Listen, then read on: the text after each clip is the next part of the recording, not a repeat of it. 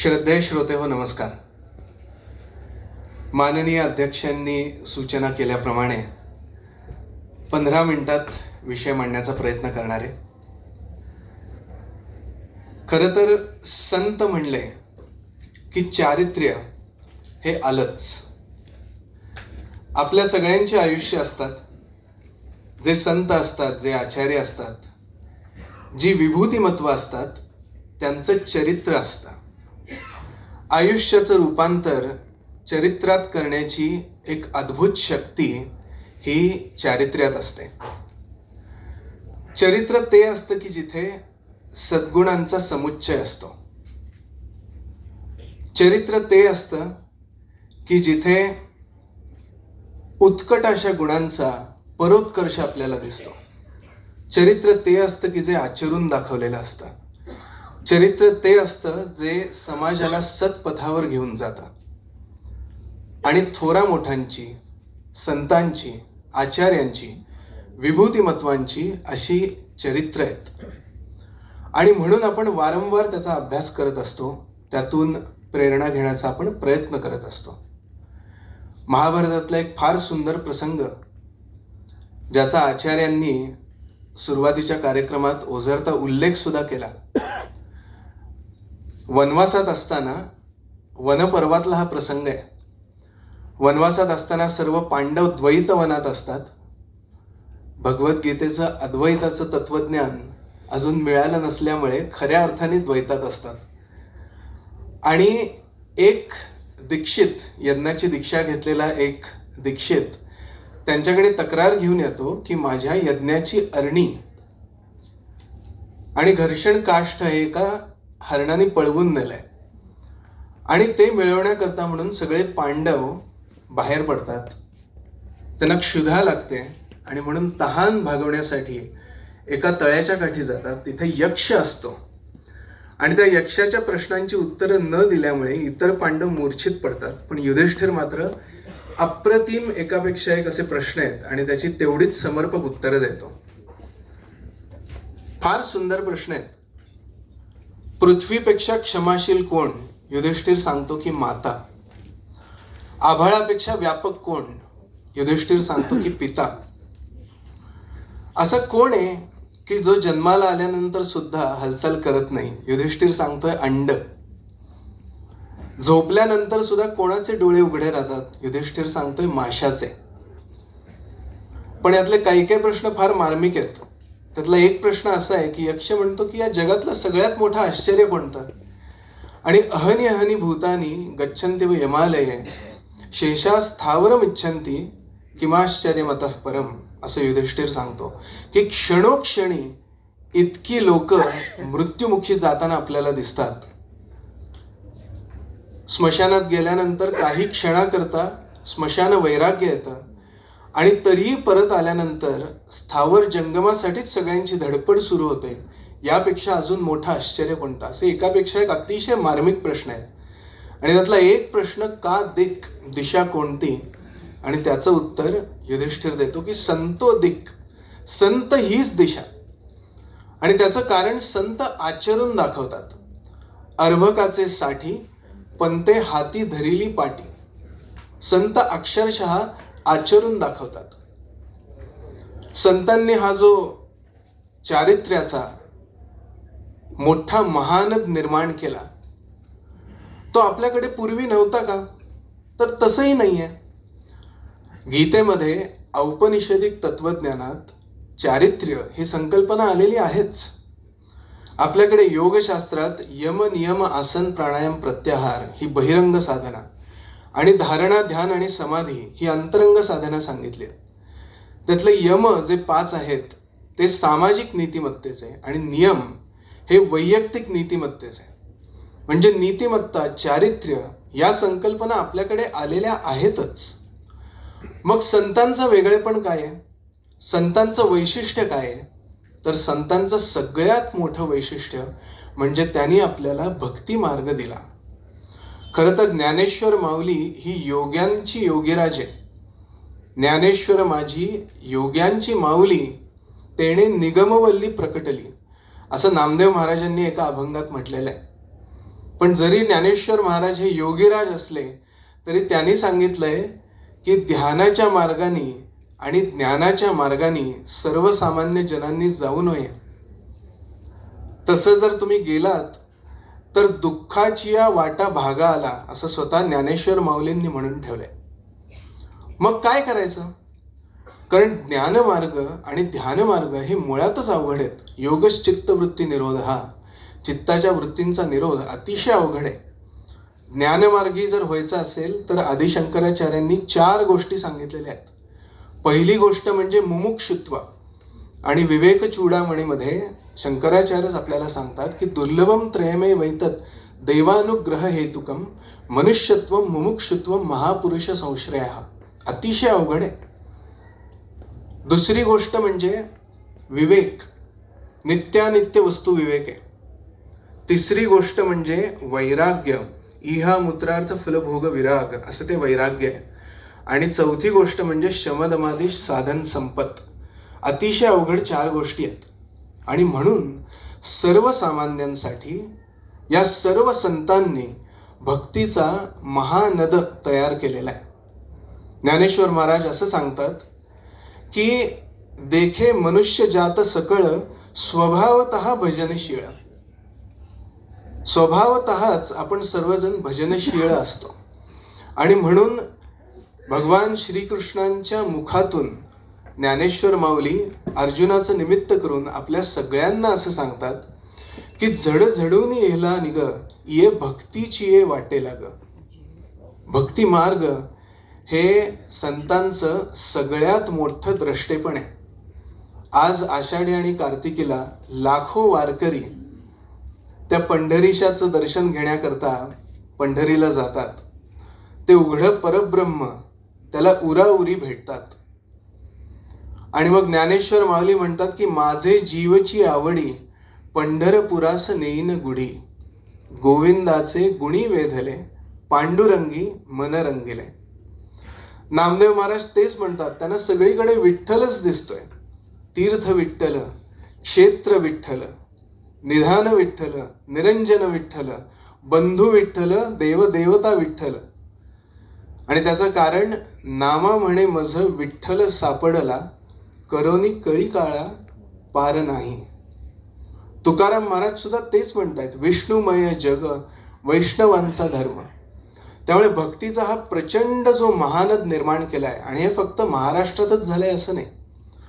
तुम्ही जर आसामकडे गेलात तर शंकरदेव महादेव आहेत. तुम्ही जर राजस्थानात गेलात तर दादोदयाळ मीराबाई आहेत. तुम्ही जर ओडिसामध्ये गेलात तर जगन्नाथ दास सरलादास आहेत.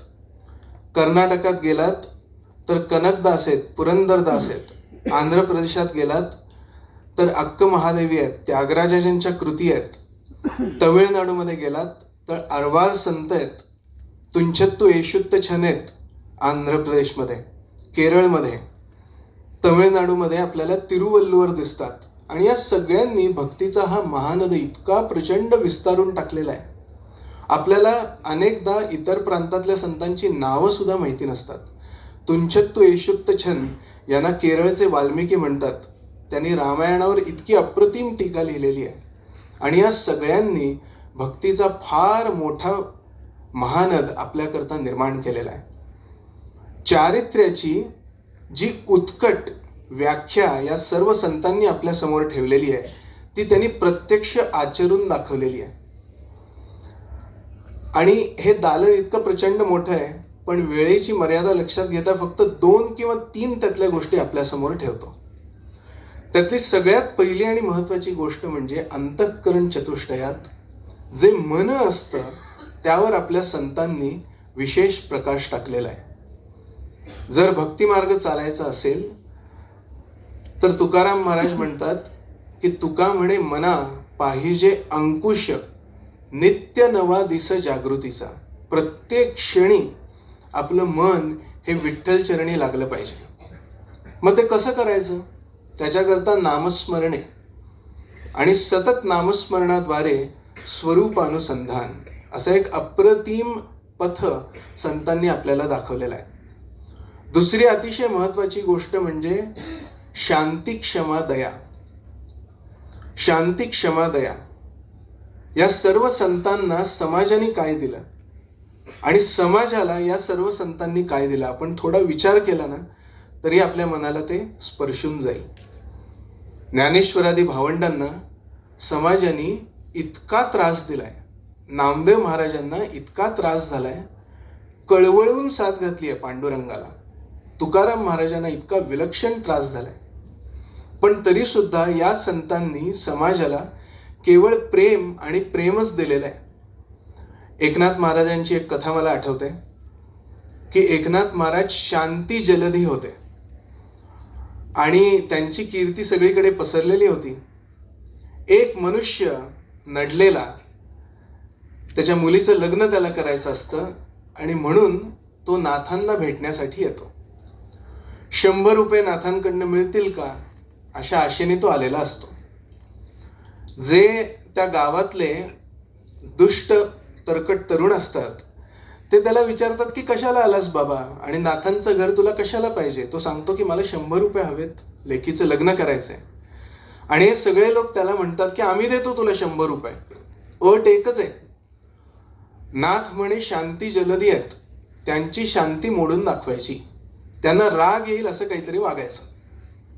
हा बिचारा रंजलेला मनुष्य नाथांकडे जातो आणि त्यांना राग येण्यासाठी सगळं करतो. अवेळी जेवायला मागतो, जेवणाचं ताट समोर आलं की निघूनच जायचं, सगळे प्रकार करून बघतो. पण नाथ शांत, नाथांचं संपूर्ण घर शांत. आणि मग मात्र त्याला 100 रुपये हवे असतात. तो एक वेडावाकडा प्रकार करतो.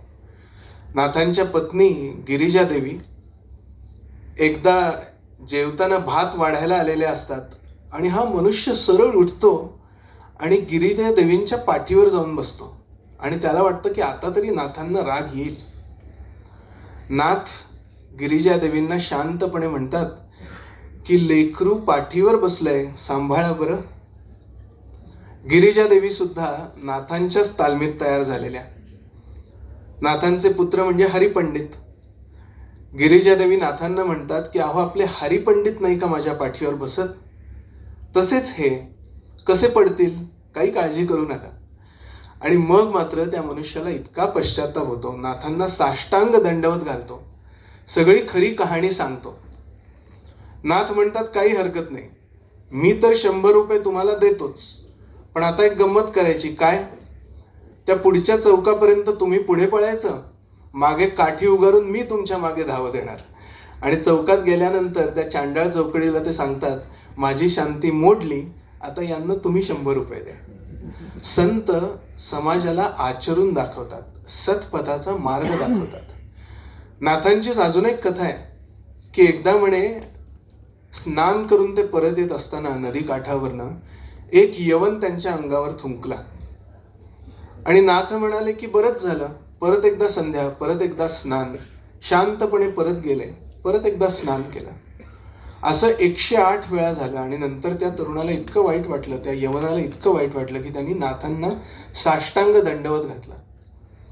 नाथ शांती जलदी होतेच, पण आपल्या मनाला प्रश्न असा पडतो की पैठणमध्ये त्या कालखंडात एकही सशक्त तरुण नव्हता की ज्याने त्या यवनाच्या कानाखाली एक आवाज काढला असता आणि आमच्या संताला तू त्रास देतोस काय म्हणून विचारलं असतं. आणि म्हणून तिसरं अतिशय महत्त्वाचं अंग म्हणजे भक्ती आणि शक्तीचा विलक्षण असा संगम या संतांनी आपल्या आचरणातही करून दाखवलाय आणि आपल्या संपूर्ण वाङ्मयात सुद्धा करून दाखवलेला आहे. भक्ती शक्तीचा विलक्षण संगम आपल्याला शीख संप्रदायात सुद्धा दिसतो. शिखांचे जे सगळे 10च्या 10 गुरु आहेत, हरिगोविंद जेव्हा गादीवर बसणार होते, अर्जुन देव त्यांचे वडील हाल हाल करून त्यांना मृत्यू आला आणि त्यावेळेला सोफा आणि सफी देण्याची पद्धत त्यांच्याकडे होती. तेव्हा हरिगोविंद त्यांना म्हणाले की अहो आता सफी घेऊन मी, म्हणजे लोकर असते ते घेऊन मी करू काय, आता माझ्या कमरेला तलवार बांधा. आणि ती तलवार म्हणे चुकून उजवीकडे बांधली गेली. ते म्हणाले काही हरकत नाही, अजून एक तलवार आणून डावीकडे बांधा.